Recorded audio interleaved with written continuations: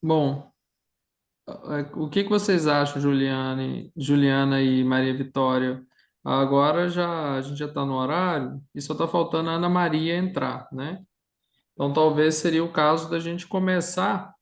E eu não sei o que que vocês acham, mas a gente poderia usar os vídeos, né, na apresentação, já que eles estão, né, mesmo porque, né, os autores se esforçaram para fazer os vídeos dentro do tempo, eu acho que é justo nesse ponto de vista e também mais eficiente para a sessão.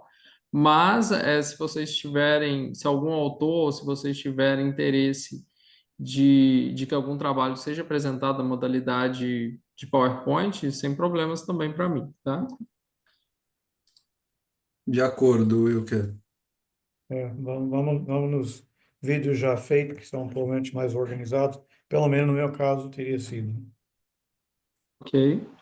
Ok. Bom, podemos começar então o trabalho e a gente vai começar nós vamos começar o trabalho com a apresentação da Juliana, porque ela tem uma questão e ela precisa deixar a nossa sessão anteriormente, ok? Antes do fim. Ok. Ah, aí, quem que vai projetar o vídeo? É a Maria Eu. Vitória, né? Isso. Ok, obrigado. Só um momento.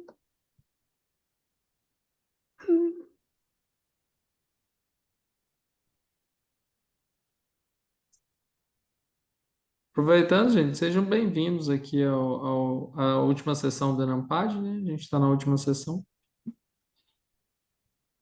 Obrigada, professor.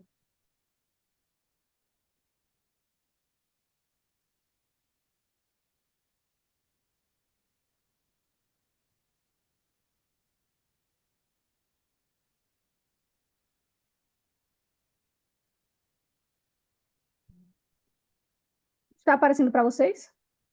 Só está Ou só aparecendo está a tela apelando? branca, Sim, Vitória, tá do seu carregando. navegador. Ok, só um momento. Acho que ele ainda não carregou, né? Uhum. Estava carregada. Ai.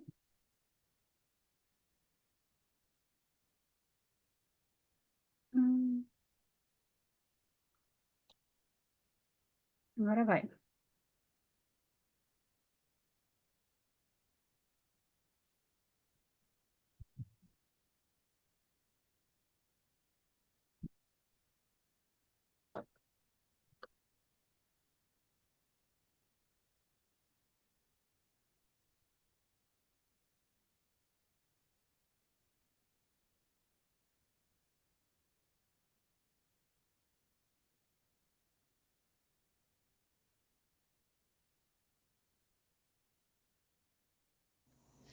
Olá, pessoal. Espero que todos estejam bem.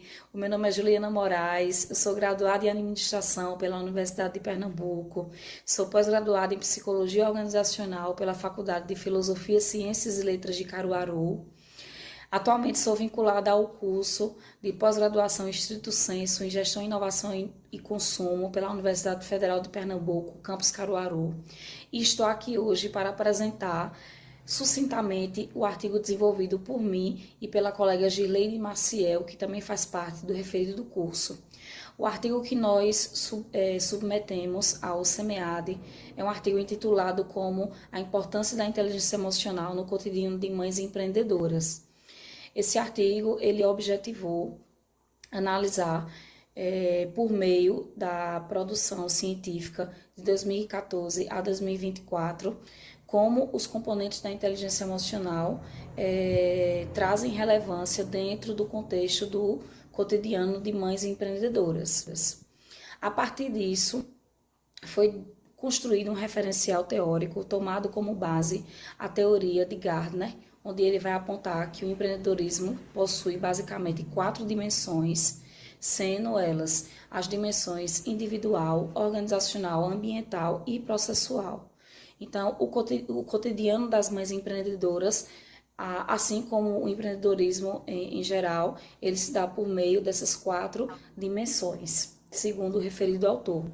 Também foi tomado como base o conceito de inteligência emocional trazido por autores como Sullivan, Gardner, Goleman, onde eles basicamente trazem o conceito de que a inteligência emocional é a capacidade de lidarmos com as nossas emoções e com as dos outros por meio do desenvolvimento dos pilares do autoconhecimento, do autocontrole, empatia, automotivação e habilidade social. A partir disso, foi feita uma pesquisa qualitativa, descritiva, que teve como instrumento de coleta de dados uma pesquisa bibliográfica, tomando como base a análise da produção científica nos anos de 2014 a 2024, onde foi buscado na base de dados SPEL, Scopus e Cielo, né, artigos periódicos no idioma português e que tinham como palavras-chave nesses artigos mulheres empreendedoras, mães empreendedoras, empreendedorismo feminino e empreendedorismo materno. E aí foi utilizado esses critérios de seleção, e disso foram identificados 35 artigos, os quais foram selecionados por meio de uma leitura exploratória, 10, sendo que esses 10 foram selecionados por serem evidenciados aspectos da inteligência emocional ligados aos processos do cotidiano do empreendedorismo feminino. E a partir disso foi identificado que os componentes da inteligência emocional realmente eles se fazem presentes no cotidiano dessas mães empreendedoras, seja o autoconhecimento na busca dela por traçarem metas e objetivos que realmente são condizentes dentro das possibilidades, o autocontrole na medida que ela precisa tomar decisões de maneira racional, a empatia quando ela precisa se colocar no lugar das outras pessoas para ter uma capacidade de gestão um pouco mais efetiva, a automotivação para poder caminhar dentro do empreendedorismo, apesar dos percalços que muitas vezes elas enfrentam, e por fim, não menos importante, a habilidade interpessoal, que é a habilidade dela criar uma network e rede de relacionamentos que vão ajudá-las a criar, né, uma rede que vai facilitar a ela desenvolver processos de maneira um pouco mais estruturados. Foi identificado também durante a pesquisa algumas lacunas no que diz respeito à questão gênero dentro do empreendedorismo. Dentro da literatura, observa-se muito a respeito do empreendedorismo, do fenômeno empreendedor, do sujeito empreendedor, porém, há pouca literatura quando se trata do gênero feminino. Então, foi identificado também isso na pesquisa bibliográfica, assim como foi identificado também uma ausência no sentido de identificar melhor quem são essas mães empreendedoras, qual é o perfil dessas mães empreendedoras, se elas têm filhos menores de idade, maiores de idade, com ou sem formação acadêmica, com ou sem companheiro. Então, foi identificado também essa falta de estudos relacionados ao perfil dessas mulheres, dessas mães empreendedoras. Também foi identificado algumas desvantagens que as mulheres ainda carregam em relação ao gênero dentro do processo de empreender. Um deles é a dificuldade do acesso ao crédito. Infelizmente, temos alguns estereótipos formados de que as mulheres não sabem tomar decisões racionais, gerir negócios. Em virtude disso, as mulheres têm um pouco de dificuldade em ter acesso a crédito. Também foi identificado dentro da pesquisa bibliográfica que essa habilidade que as mulheres de início têm de desenvolver várias funções ao mesmo tempo, né? Desde o cuidado com atividades domésticas, maternas e profissionais. Se essa habilidade ela é nata ou ela foi desenvolvida por meio de um contexto histórico-cultural, onde foi imposto às mulheres várias funções ao mesmo tempo. E por fim, temos, né, essas últimas considerações dentro do artigo, de que os componentes da inteligência emocional realmente é de suma importância no que diz respeito ao cotidiano de mães empreendedoras.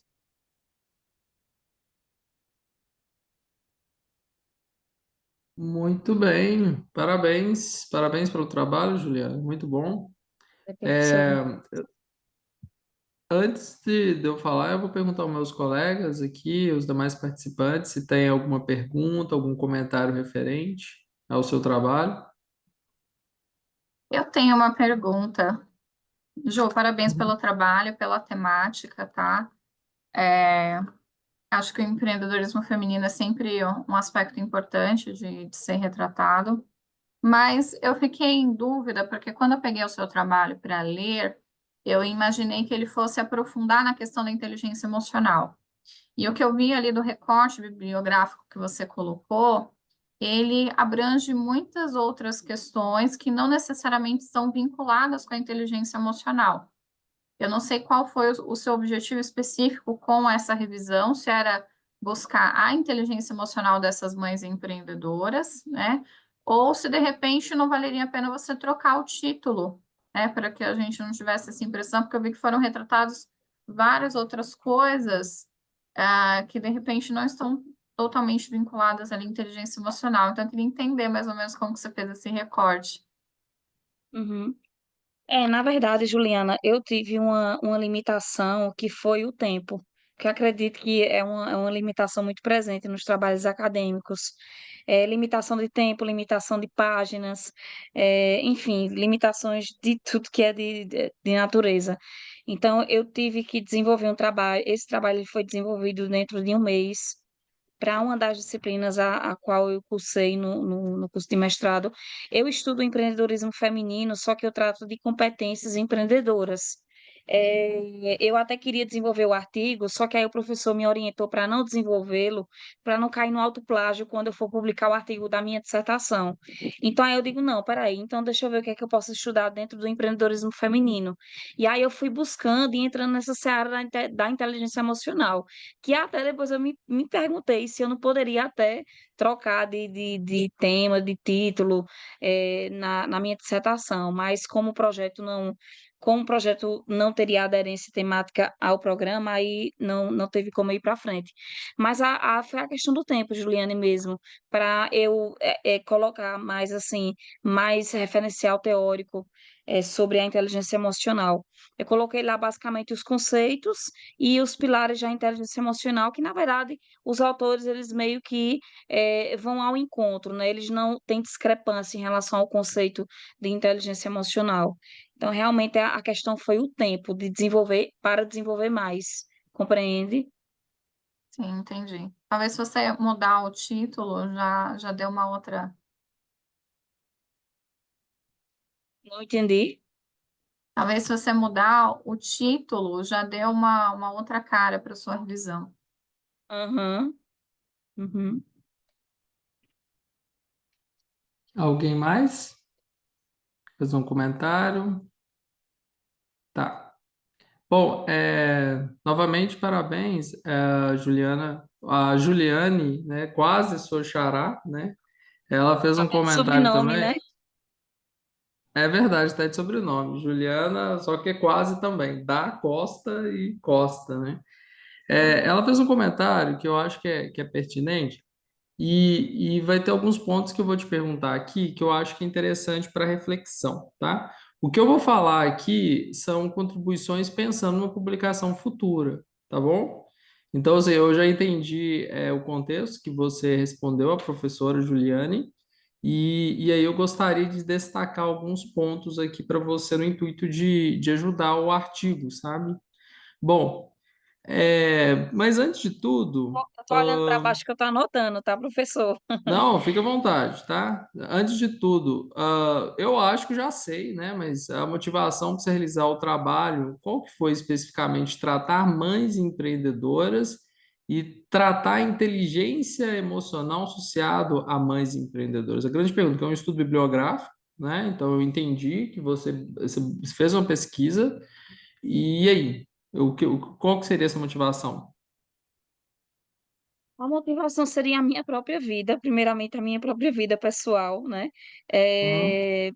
Eu, por exemplo, estou diante de uma situação aqui acadêmica e estou com uma demanda materna.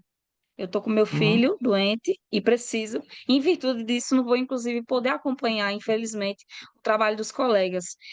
Só que para isso precisa, eu noto que precisa de muita inteligência emocional para a gente poder encarar esses desafios, sabe, do autocontrole, principalmente o autocontrole. Eu acho que a inteligência emocional ela pode ser aplicada a tudo. Mas assim, eu coloquei no cotidiano de mães por se tratar primeiramente da minha vida. E também através de percepções alheias à minha vida. Eu percebo que muitas colegas de mestrado também se deparam com essa mesma situação, né? Mulheres que têm empresas, que têm filhos, que têm companheiros. Então, o que é que faz com que ela mantenha tudo isso equilibrado, né? Aí vem o autocontrole, vem a automotivação. Então, através dessa percepção, fui em busca. E eu constatei na literatura ainda poucos artigos que falam muito sobre essa questão, mas que há sim trabalhos veja, eu encontrei 35, é pouco, mas eu vejo que daqui a algum tempo esse quantitativo tende a ser maior, sabe? Tá. Aí você é empreendedora também, certo? Você é Não, mãe, você também empreendedora é empreendedora? Ainda é, não? é, não, não, empreendedora eu não sou, né? Eu trabalho como Ah, professora, aí ah, sou aluna, sou professora, sou dona de ok. casa, sou mãe, enfim. Tem que ter muita inteligência emocional para lidar com tudo isso, porque não é Uhum. fácil. Isso. Por que que eu estou fazendo esse ponto? É um tema extremamente interessante. E aí você até comentou aqui na sua fala agora que você encontrou poucos artigos, né? E é um comentário que quando eu li o seu artigo, eu gostaria de propor, né, para um estudo futuro, não é nem abandonar o tema e até seguir com esse artigo em paralelo. É, quando você fez esse recorte, 2014 e 2024, né, com artigos lá na SPEL, Scopus, Cielo, você fez especificamente um idioma português. Aí a questão que eu gostaria de saber é a seguinte: por que o idioma português? Porque isso, assim, né, você está tratando um tema que é um tema de fronteira, por assim dizer, será que se você abordar isso com as palavras em inglês, incluir outros idiomas, inclusive, você não consegue aumentar essa amostra e ter uma amostra final, né, de mais de 10 artigos que poderia ser mais condizente, né? Eu acho que o que aconteceu é que você não obteve artigos, os 10 artigos não trataram a inteligência emocional associada ao contexto de mães empreendedoras. Então, seria uma reflexão desse tipo, sabe? O que que você acha? Eu acho pertinente, sim. Eu fiz isso, na verdade, novamente eu falo assim, o fator tempo ele me limitou muito, mas se eu pudesse mesmo dar uma continuidade a esse trabalho, seria fazer uma pesquisa qualitativa básica, uma pesquisa de campo, cair em campo para fazer entrevistas com mães empreendedoras, né? E através de uma análise de conteúdo categorial, ver como é que esses componentes da inteligência emocional, eles se manifestam no cotidiano dessas mães. Então, se eu fosse dar continuidade, não seria uma pesquisa bibliográfica, seria uma pesquisa de campo mesmo, entende, professor? Sim, sim. As duas possibilidades são ótimas, mas assim, eu acho que o caminho do bibliográfico, já que você começou, você pode explorar e dar uma ajustada nesse artigo para publicar, né? Pensando em publicação. Certo. Mas eu acho que isso não tira, de forma alguma, o mérito do artigo, está publicado, né? Está sendo apresentado aqui no SEMEAD, então parabéns por isso novamente. Mas, igual eu comentei, é só no intuito de uma publicação deste artigo, né? Senão você vai ter que mudar a pesquisa de uma forma mais radical, né, em todos os resultados, né, você vai ter que fazer alguns procedimentos de validação que são necessários para estudos qualitativos, então é nesse sentido. Só alguns comentários breves aqui para finalmente, tá? Eu sugiro você colocar também as contribuições gerenciais e sociais lá bem destacados lá nas suas conclusões, sociais e gerenciais, tá? Incluir também no resumo. Eu vi que tem um resumo, não é solicitado, mas você já colocou o resumo, eu acho que seria interessante. Ok? Mas muito bom, meus comentários aqui se encerram. Parabéns novamente. Se alguém mais tiver algum outro comentário, fiquem à vontade aí para adicionar e para contribuir. Do contrário, a gente pode passar para o próximo artigo aí, Juliana, e obrigado novamente por sua participação e espero que você resolva suas questões pessoais. Tá. Muito obrigada, professor. Muito obrigada, professora Juliane. Muito obrigada a todos. E eu peço realmente perdão por não poder ver a apresentação de vocês, mas eu já dei uma olhada lá no YouTube, que a gente tem acesso, né? Eu dei uma olhada no vídeo de vocês, né? De antemão, quero parabenizá-los a todos, né? Pela aprovação e desejo que todos consigam publicar também, tá bom? Muito bom, Muito obrigado. obrigada. Tchau, Parabéns, tchau. Tchau, Juliana. tchau, Então, Ju. Obrigada. Tchau. Bom, vamos seguir com o próximo artigo. Vamos. Próximo seria. Bom, eu acho que a Ana Maria ela não vai apresentar, porque ela não chegou até agora, né? Não entrou. Sim. Como o ambiente institucional se relaciona com o medo do fracasso dos empreendedores do Rafael, né? Rafael, Ok. Guilherme e da Adriana. Tudo bem, Rafael? tudo certo. Foi um trabalho aí de dissertação de mestrado, que eu já defendi, e é um orgulho estar aqui com vocês. Ok, obrigado. Olá, hoje eu vou apresentar para vocês como o ambiente institucional se relaciona com o medo do fracasso dos empreendedores. O propósito desse estudo é investigar como as instituições se relacionam com o medo do fracasso dos empreendedores. Para isso tem uma teoria, ampla teoria no caso, que mostra sobre o medo do fracasso, sobre a relação entre empreendedorismo e instituições, e também só sobre instituições através do framework da nova economia institucional. Esse estudo é relevante porque faz uma relação entre dois campos de estudo, o medo do fracasso e instituições através de uma análise que considera níveis agregados e individuais. Ele traz contribuições teóricas, a trazer uma nova ótica ao debate do medo de fracassar e gerar entendimento sobre as relações entre variáveis institucionais e o medo do fracasso. Além disso, traz contribuições gerenciais ao ajudar potenciais empreendedores a entenderem possíveis gatilhos no ambiente que está inserido e melhorar a tomada de decisão. Partindo para a teoria, o medo do fracasso é definido como um estado emocional e cognitivo temporário, mas também é um processo dinâmico que se relaciona com variáveis sociais e cognitivas que geram diferentes comportamentos ao longo do tempo. Ela influencia desde a intenção de se criar um negócio até a persistência empreendedora. E traz consigo outros tipos de medo, como medo de perda financeira, julgamento social e perda de identidade pessoal. E essa emoção ela não aparece desacompanhada, porque ela pode ser influenciada por diferentes barreiras, como recursos, mercado e capital social, mas também apresenta relações com fatores institucionais, econômicos e demográficos do ambiente em que o empreendedor está inserido. As instituições estabelecem limites e oferecem oportunidades, motivando comportamentos evasivos ou inovadores por parte dos empreendedores. E as instituições, através da nova economia institucional, são definidas como regras formais e informais que condicionam as interações entre os agentes em um determinado ambiente, e elas são muito importantes para definir critérios nas transações econômicas.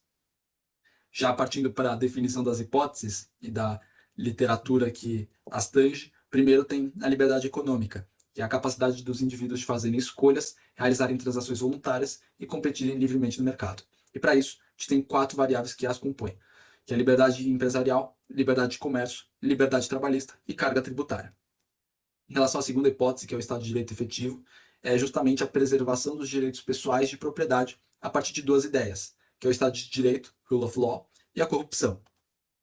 E as últimas hipóteses, que é H3A e H3B, derivam do crime e violência, uma vez que os empreendedores levam em consideração o crime na escolha por pontos comerciais, e ela surge como um obstáculo para o crescimento empresarial e ao acesso a recursos, e o que influencia diretamente o medo do fracasso. O crime diminui, por si só, a vontade dos indivíduos empreenderem. E o que a gente entende aqui supõe? Que a relação não é linear. Então a gente entende que até um certo ponto a violência é tolerável, mas para além de um ponto, ela se torna um empecilho significativo. Para isso, a gente tem um modelo conceitual e as hipóteses definidas. Então, H1, quanto maior a liberdade econômica em um país, menor o medo do fracasso dos empreendedores. H2, quanto maior a efetividade do Estado de Direito em um país, menor o medo do fracasso dos empreendedores. Quanto maior a violência em um país, maior o medo do fracasso dos empreendedores, então H3AS. E H3B, existe uma relação não linear entre violência e o medo de fracasso dos empreendedores. Partindo para a metodologia, a amostra foi selecionada a partir da base do GEM, do ano mais recente de microdados disponíveis. A gente tem mais de 163 mil pessoas de 50 países por ano de 2019. E aí também, considerando dados do nível agregado por país, puxamos das bases do Banco Mundial e da Heritage Foundation. Para além do medo do fracasso, que é uma variável dependente binária, e os controles demográficos e o ambiente econômico, a gente tem a liberdade econômica como um fator, o Estado de Direito efetivo como um fator e o crime e violência como uma variável por si só. E aí, a estratégia de estimação se deu por duas etapas. A primeira etapa é estimar os fatores para representar liberdade econômica e Estado de Direito efetivo, e depois partir para o modelo de resposta binária através de regressões logísticas. E aí a estimação se dá através do método de máxima verossimilhança. Em relação à nossa base de dados, né, boa parte delas, mais de 46% das pessoas concordam que já viram ou ainda veem boas oportunidades de negócio, mas que não empreenderiam por medo de um eventual fracasso. Isso é importante e só endossa a relevância desse estudo. Aqui a análise fatorial dos dois fatores, que foram estimados através do método de componentes principais com fatores rotacionados. Aí, partindo para o que interessa, que são os modelos de regressão logística, a gente tem 5 modelos e os coeficientes que estão representados aqui representam as razões de chance, os odds ratio das variáveis.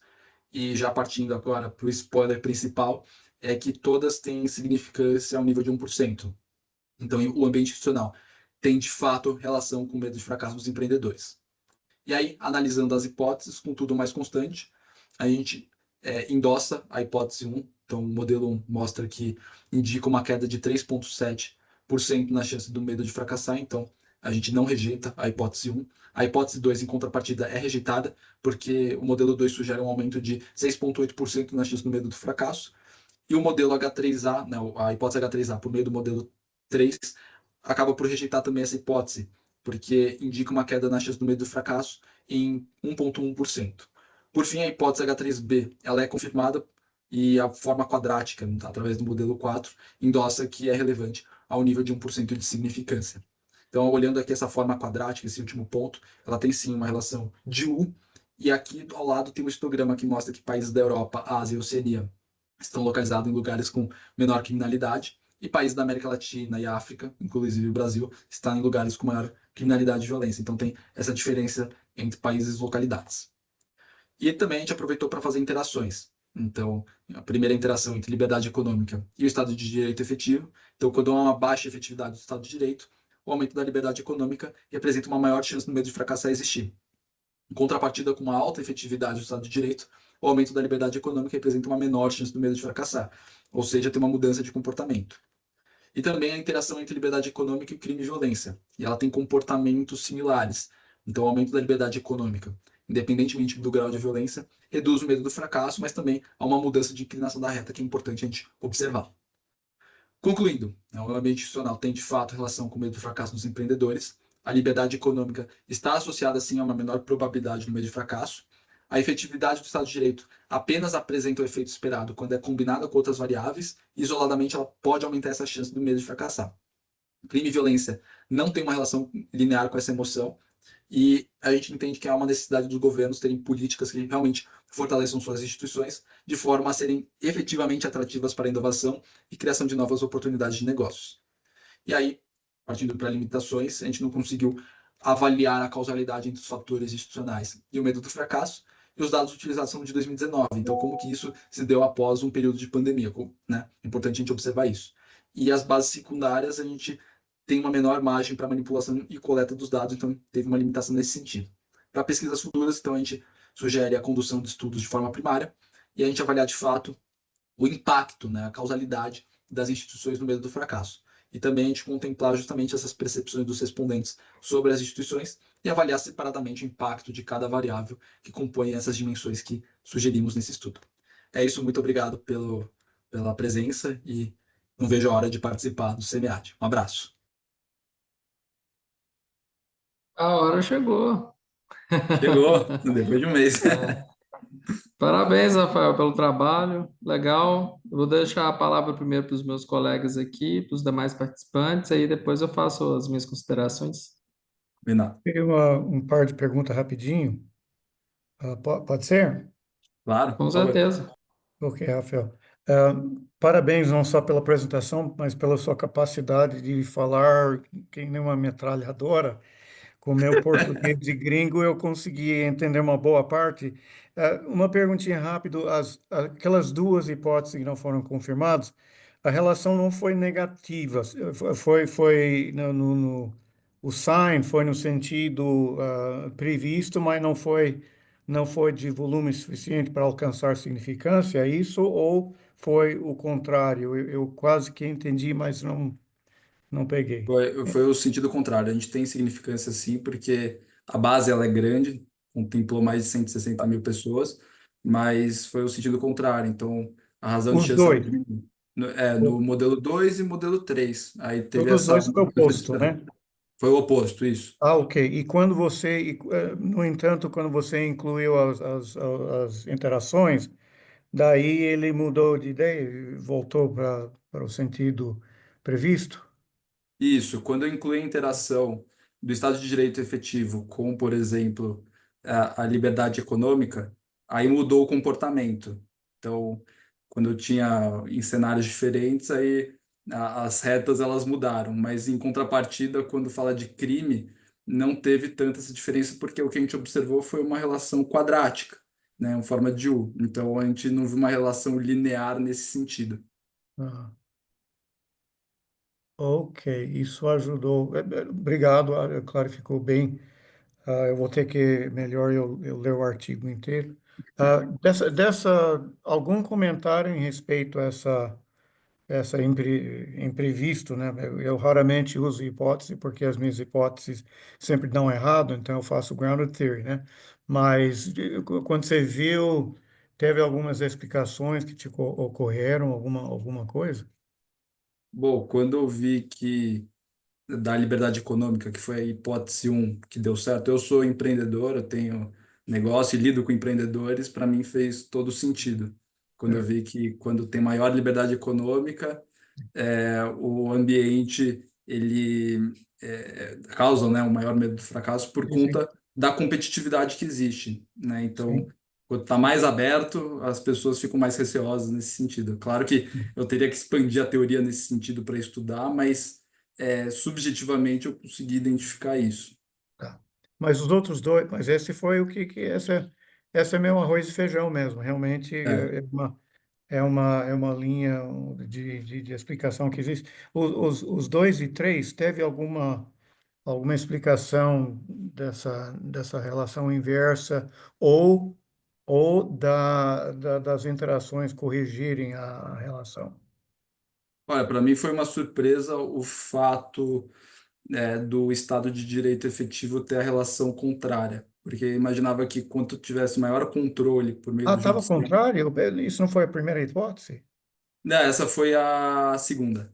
Ah, perdão, não, realmente isso é uma surpresa, com Isso, certeza. isso para mim foi uma surpresa, porque para mim, no Sim, caso, o Estado de Direito efetivo deveria garantir a segurança, né, do sim, empreendedor, sim, né, no sentido, né, de sim, direito de propriedade, essas coisas. Mas aí sim, quando apareceu a interação, porque as coisas não acontecem separadamente, né, sim, sim. na vida real. Então, Não, quando teve essa interação, para mim, aí assim ajustou tal, mas quando eu rodei o primeiro modelo, eu olhei, eu confesso que deu uma assustada. é interessante. Tá. Muito obrigado pelas clarificações, me ajudou bastante. Uma outra qualquer a gente conversa mais, tá bom? Obrigado. Combinado. Obrigado.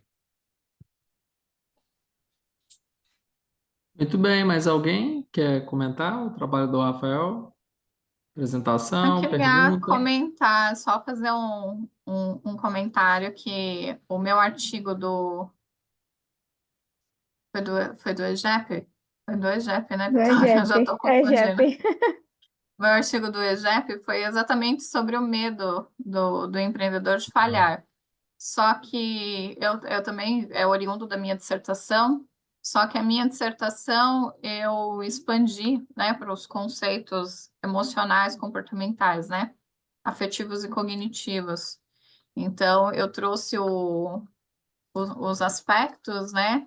E eu desenvolvi esse artigo específico sobre o medo, mas é uma pesquisa totalmente diferente da sua, né? Voltada para o quali mesmo e totalmente voltado para a área comportamental. Então, eu gostei bastante do seu artigo, da questão das hipóteses, né? Inclusive, quando você coloca a hipótese da questão da violência, eu identifiquei de alguns conhecidos meus que, inclusive, trocaram São Paulo por outros estados para empreender por conta da violência. Então, gostei bastante da temática, e principalmente por ser quant, né? Porque saiu aí da minha alçada. Juliane, até um momento, quando eu estava conversando com meus orientadores, no comecinho até do mestrado. Eu pensava em fazer quali porque me interessa muito essa parte comportamental. Eu gosto de estudar neuromarketing, essas coisas. E a gente acabou evoluindo para esse sentido. Mas, de certa forma, esses estudos se casam em algum ponto, né? Depois, se você quiser trocar figurinha, porque eu estou fazendo doutorado agora, né? Estou no primeiro ano.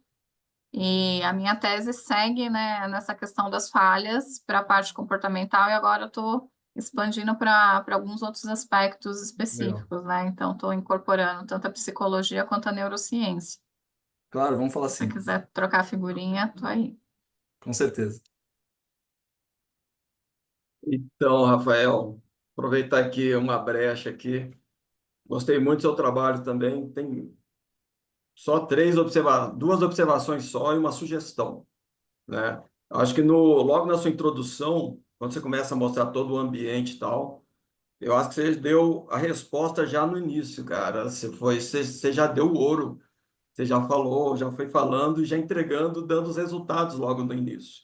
Aí você podia deixar a gente ainda naquela dúvida e só jogar lá no final, né? Você tem um parágrafo que você começa a explicar, a mostrar o resultado. Eu acho que seria legal no artigo você não mostrar o resultado ainda na introdução e joga um pouquinho para lá e deixa a gente mais, mais ansioso em saber os resultados. Eu acho que ficaria legal se você colocasse o modelo conceitual, que é exatamente o modelo das suas hipóteses. Eu acho que ficaria mais interessante se botasse na sua metodologia, né? No seu percurso metodológico, melhor dizendo, né? Acho que encaixaria legal ali.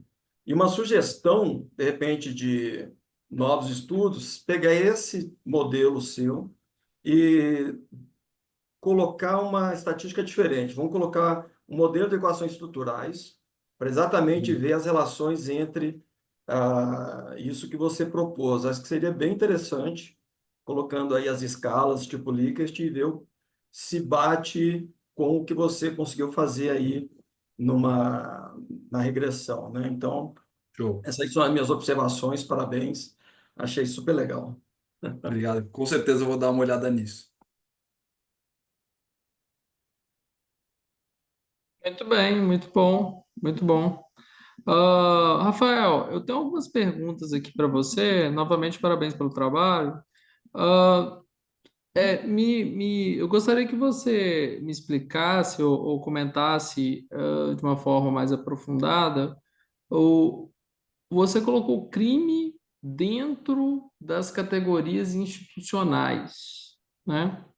E aí, como que você vê essa questão do crime e da violência dentro dessas categorias, dentro da categoria institucional, efetivamente, e o que tem dentro, qual que é a caracterização de crime e violência dentro desse modelo? Bom, a gente, quando montou esse estudo, a gente identificou que o crime e toda essa parte que tange violência, ela fere, querendo ou não, o direito de propriedade. Então, seja por eventuais homicídios, violência, vandalismo, a gente identificou essa questão que poderia atrapalhar e ser um fator institucional, né? Até você vê, abre o jornal e vê todo dia alguma coisa que deu problema aqui no Brasil, outros países que não têm tanto esse problema e que conseguem prosperar. Claro que existem inúmeros fatores nesse sentido que é, contribuem ou não para esse sucesso dos empreendedores, mas avaliando justamente essa relação com direito de propriedade, liberdade econômica, né, a liberdade que os indivíduos têm para transacionar sem obstáculos, a gente quis agregar isso no estudo. E especificamente, né, como a gente tinha um recurso limitado que era tempo, e a gente não pôde fazer uma pesquisa mais aprofundada e questionários com indivíduos, a gente teve que puxar de base de dados a respeito de crime e violência. Então, a principal proxy foi o número de homicídios a cada 100 mil habitantes. Isso foi o que a gente conseguiu estabelecer. Claro que o ideal seria realmente fazer uma pesquisa já direto, um questionário, para a gente identificar como os empreendedores eles lidam com toda essa circunstância. né? Então, quais são as barreiras emocionais, cognitivas, e como que isso se relaciona e tem um efeito de causalidade, né, mais adiante com o medo de fracassar. Ok. Porque naquele esquema, eu faço a pergunta pelo seguinte, pensando na publicação do artigo, tá? Os revisores são bem criteriosos, geralmente, e dentro daquele modelinho, você colocou liberdade econômica, Estado de Direito efetivo e crime e violência. E aí, na hora que você vê o modelo e depois você explica cada um dos elementos, na hora que a gente chega em crime e violência, para quem está lendo, eu acho que você poderia, como sugestão, para a publicação, colocar mais a questão, o link da questão institucional, explicando o elemento crime e violência, como ele está relacionado a esses fatores institucionais, sabe? Sim, Por quê? A gente tem aqui, por exemplo, você pode talvez ir por esse caminho. Ah, a gente tem instituições à margem da sociedade, né? Então, os criminosos são instituições, organizações, sociedades do crime que estão à margem da sociedade e do jeito que está posto, eles promovem uma consequência, né, para o desempenho das atividades empreendedoras. É o que você defende no artigo e você vai verificar. Talvez se você abordar um pouco nessa ótica, você consegue enquadrar mais ou justificar melhor essa questão do crime e violência dentro do seu modelo, quando você classificou como modelo institucional. Você colocou lá a classificaçãozinha lá, né? uhum, E a abordagem institucional ela tem várias vertentes, né? Tem a abordagem institucional prática, tem o institucionalismo das redes, aí vai, né? É como um ponto aqui de sugestão. uhum. Uma outra questão que eu acho que também pensando na aplicação do artigo, na hora que você vai fazer discussão teórica, quando a gente pega o artigo aqui, mais uma vez eu acho que está muito bem escrito, tá? A questão metodológica tá legal, tá bem apresentada, né? Os modelos de regressão logística. Eu não achei a equação do modelo aqui, mas para mim também isso não interferiu na análise do artigo. Mas quando eu estou lendo efetivamente, ficou faltando, né? Você colocou dentro de modelo de regressão logística, mas ficou faltando um maior link com uma discussão teórica, sabe? Uhum. Eu senti mais uma publicação a um nível internacional, né? Eu acho que você pode trabalhar melhor os resultados aqui, as interações com as proposições teóricas na literatura e a questão institucional. E aí vem outra pergunta, que vai ser, inclusive, é um ponto que você colocou aqui no trabalho que eu gostaria de te perguntar. O título, né, ele chama atenção, né? Como o ambiente institucional se relaciona com o medo do fracasso dos empreendedores. Você acha que, como o estudo está colocado, né, como o trabalho está colocado, na mente do leitor, parece que você vai explorar mais o como mesmo, né?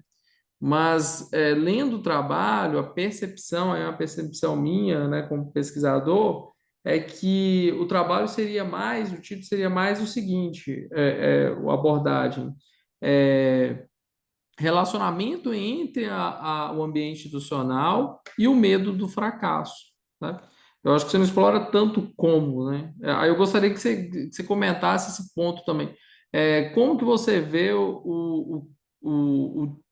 essa pergunta no título associada aos achados da sua pesquisa, que são achados bem robustos no sentido de analisar proposições, testar essas hipóteses, entender se elas estão sendo confirmadas ou não. Seria mais um se do que um como, entende? Isso daí foi para a dissertação, agora para o paper que a gente está redigindo, o título vai mudar, de fato, né? Então, Eu acho mais interessante para publicação. Veja que eu só estou falando de publicação, tá? Para evitar alguns exatamente. tipos de questionamentos que podem surgir, sabe?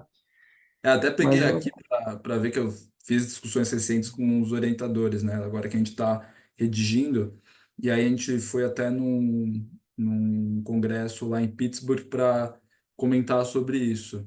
E aí o título que a gente acabou optando nesse momento, até antes da publicação, é Vou falhar? explorando o link entre o ambiente institucional dos empreendedores e o medo do fracasso.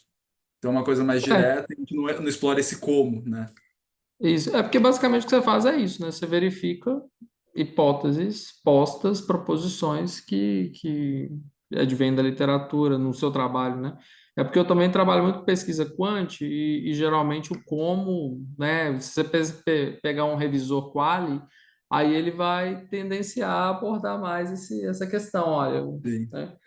Mas assim, e por último, eu acho que você pode incluir também as contribuições sociais do seu trabalho, também é muito pertinente, sabe? Coloca lá, né? Escreve duas, três frases lá das contribuições sociais, você colocou gerencial, você colocou teórica, aí eu acho que a social vai fechar. Legal. Show. Ok? Muito bom, muito obrigado mais uma Eu que agradeço. vez. E vamos para a apresentação, então, do Elliot e do Gersoni, né? A última apresentação da sessão.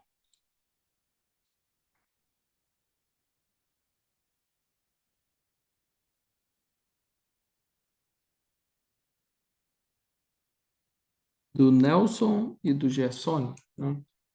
Desculpa, Nelson.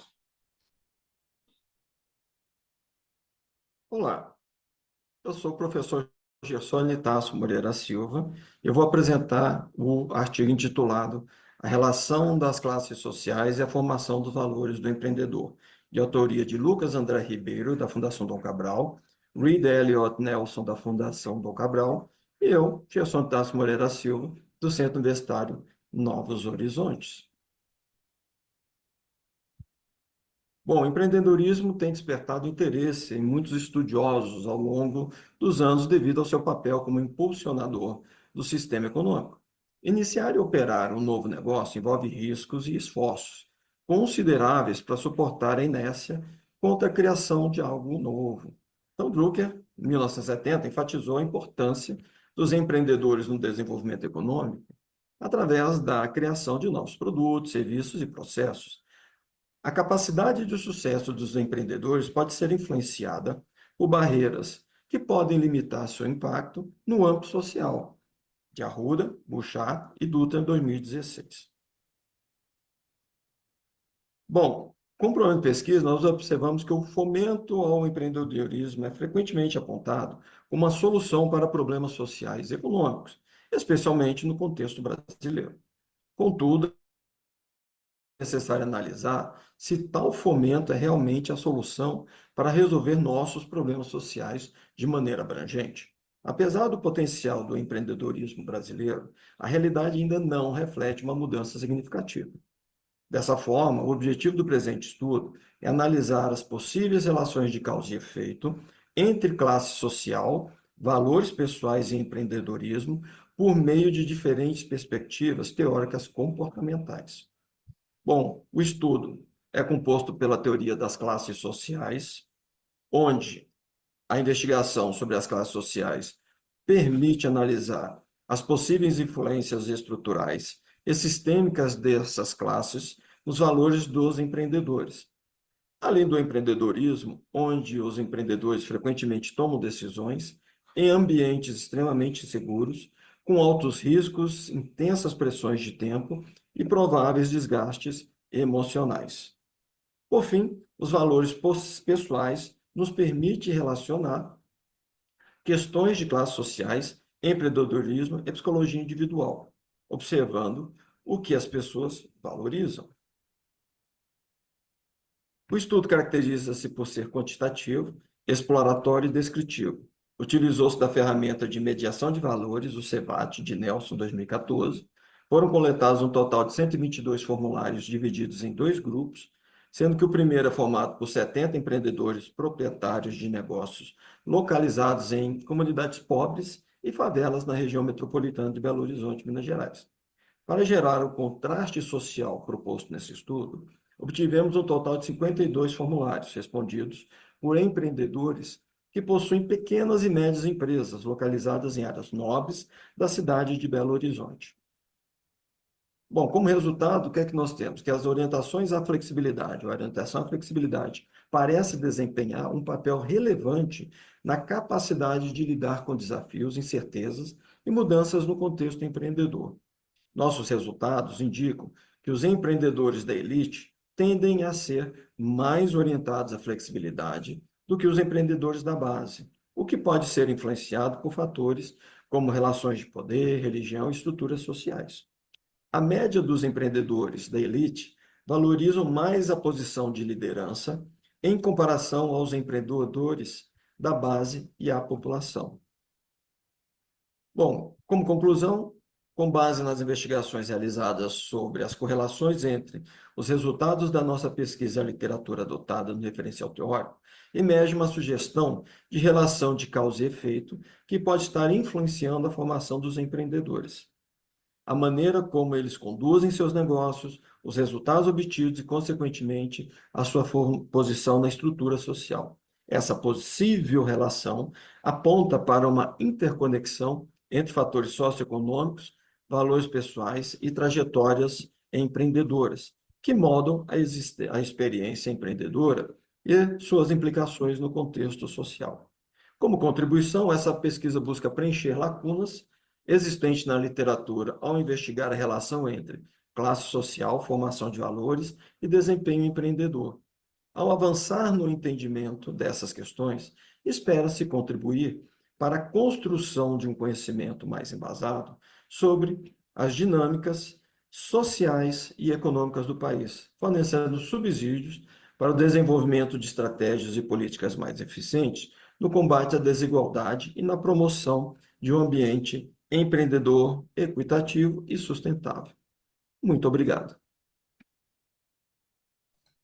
Muito bem, parabéns aos autores, né? Tanto o Nelson como você, Gersone, né? Muito obrigado pela explicação, pela apresentação, né? Pelo desenvolvimento do artigo. Deixa eu abrir aqui para os comentários, né? Primeiramente. A gente agradece e o professor Reed está aí também para poder esclarecer qualquer outra questão. Então, estamos muito bem aqui acompanhados hoje, né, professor? Muito bom, porque eu também tenho algumas perguntas. Eu achei todos os trabalhos super interessantes. Esse trabalho também me chamou muita atenção. E aí eu estou ansioso para chegar a minha vez de falar. Vamos lá. Juliane, Maria Vitória, Rafael, vocês têm algumas perguntas, considerações sobre o trabalho?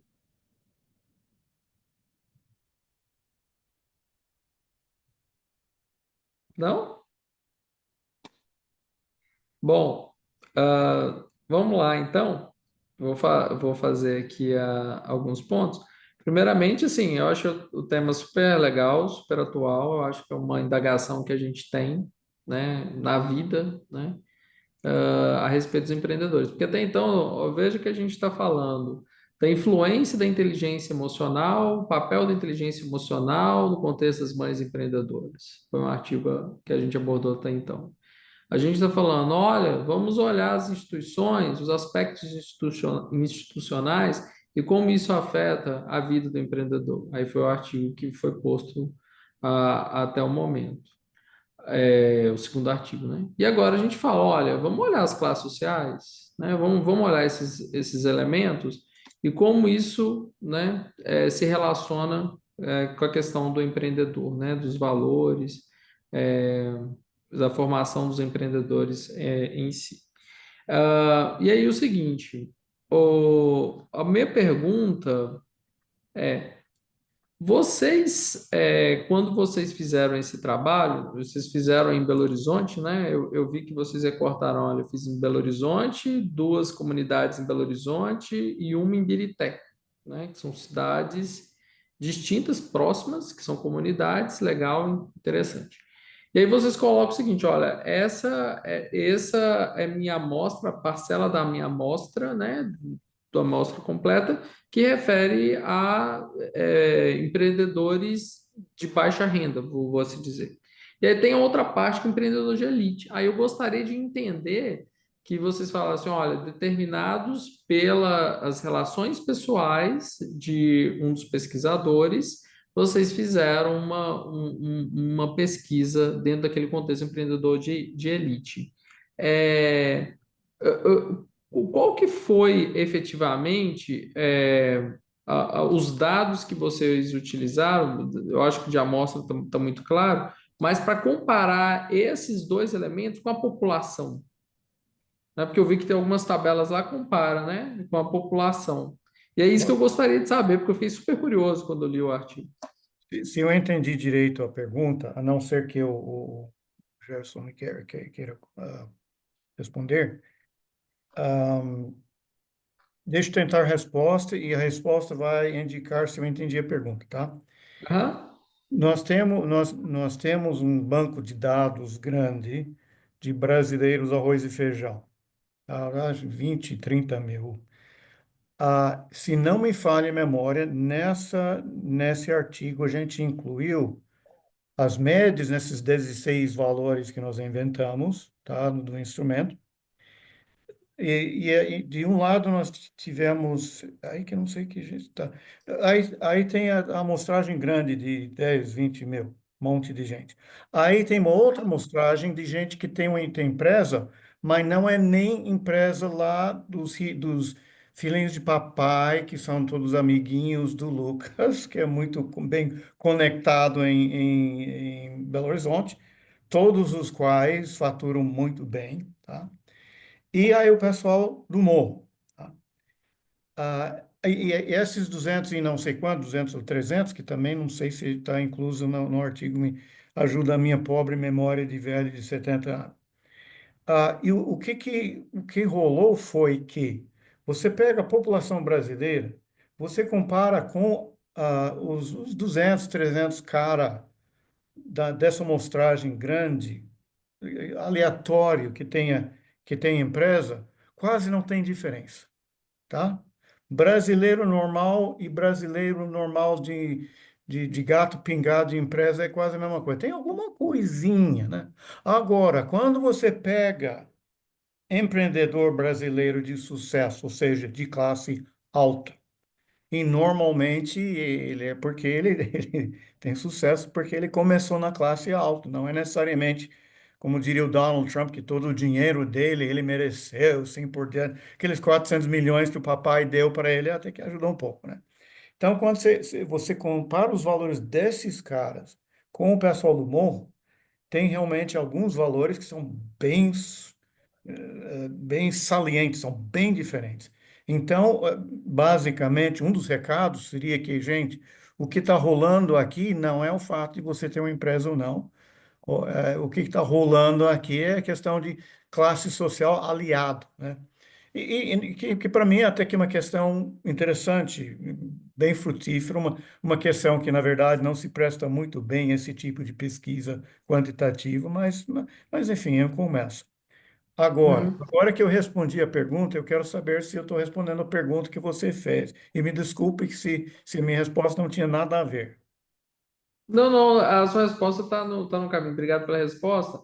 Eu estou me referindo efetivamente à tabela um, tá? Porque na tabela um eu estou. Só para deixar frisar, tá, gente? As considerações são só para publicação, ok? Eu trabalho muito bem, Sim, vocês sim, estão não, aqui no claro, Congresso, a gente sabe por quê, tá? Mas, assim, quando eu estou lendo, eu sou um leitor, e aí claro, eu estou ávido por entender. Aí eu sim, vi lá que tem uma comparação, né, de empreendedores com uma coluna de população. Eu acho sim, assim, é só deixar mais claro dentro do artigo que esses dados são da população de Belo Horizonte e de Ibirité, que eu estou comparando aquelas sociedades, aquelas, né, a sim, comunidade com essa população, ou com população do Brasil, ou com população do mundo, de onde a população, entendeu? sim, sim. Né? Não, eu Essa foi. agradeço a correção desse ponto que muitas vezes a gente que está com os olhos nos dados e não está nos olhos do leitor. Então, eu agradeço muito a sua inquietação, que nos ajuda muito na revisão do artigo para que seja melhor entendido.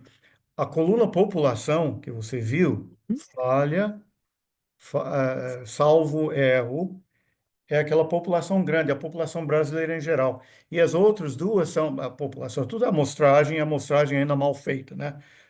A gente confessa isso desde a amostragem aleatória na minha vida de acadêmico de 1.000 anos, talvez eu tenha tido um, né? Mas, então, uma é a população em geral. Tem uma outra amostragem que eu não sei se está nesse artigo, que seria dessa grande bolão de dados, um grupo menor de uns 200, 300, que tem a sua empresa. E os outros dois são aquelas amostragens de gato pingado, que é o Lucas, Deus que o abençoe, porque você pegar dados do morro não é moleza. E do outro lado também, eu dou graças a Deus por ele ter acesso a esse pessoal de elite, que também não é qualquer. Manda um WhatsApp para algum ricaço aí e ver se ele te preenche um questionário de 20 minutos, né? Então, não, eu tenho tudo a agradecer e eu desculpo por ter uma memória falha em termos dessa encarnação da pesquisa. Ah, muito bom, muito legal. Obrigado pela consideração. E eu achei interessante também, por exemplo, vocês viram lá que empreendedores de elite são menos orientados à necessidade de afeto, né, do que empreendedores de uma base mais modesta, né? Muito É, interessante. e aí a gente vê o efeito da solidariedade, né? A necessidade de aspecto social incluídas. Aí eu vou aproveitar, que aí eu vou fazer uma outra sugestão, que pode dar outra pesquisa, pode ser uma outra pesquisa muito interessante. A abordagem de redes, eu acho que vai ajudar muito vocês a avançarem aí com novos entendimentos a partir dessa consideração que vocês viram aí, que os empreendedores com renda mais baixa tiveram maior propensão ao afeto. Por quê?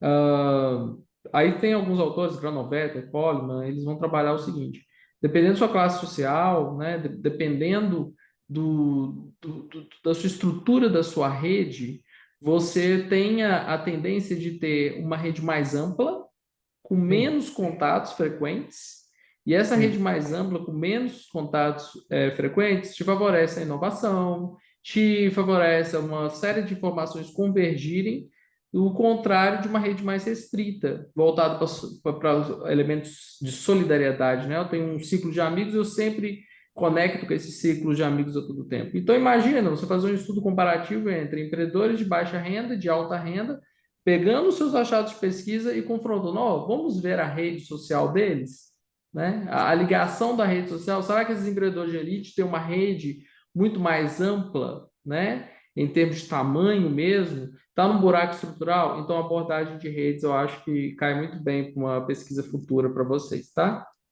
Com certeza. Aliás, e nessa parte, você se referiu a Coleman, no artigo clássico dele sobre social capital, ele é interessante que ele percebe que o pessoal, a gente diria hoje no base do período, o pessoal que tinha menos capital social, uma das coisas que ele percebeu é que eles mudavam constantemente.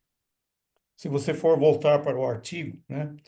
E se ser pobre, não tem onde cair morto e está sendo expulso a toda hora, aí você vai mudando.